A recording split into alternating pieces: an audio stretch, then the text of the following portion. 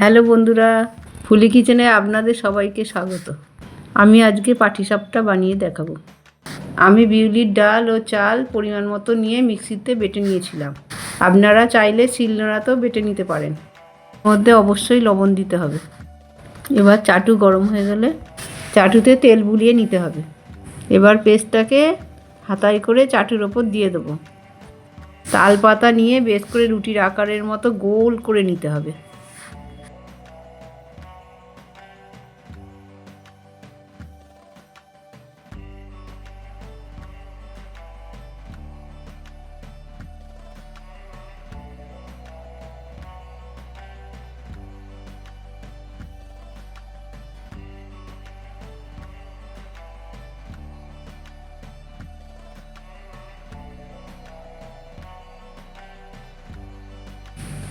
এবার খুন্তি করে আস্তে করে উল্টে দিতে হবে।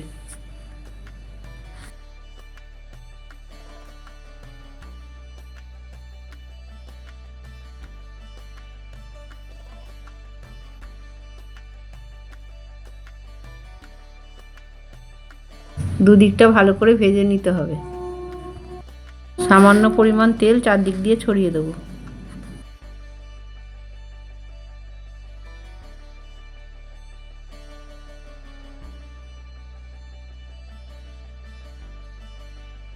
ভালো করে ভাজা হয়ে গেলে নারকেল কুড়ো ওপর দিয়ে দিতে হবে।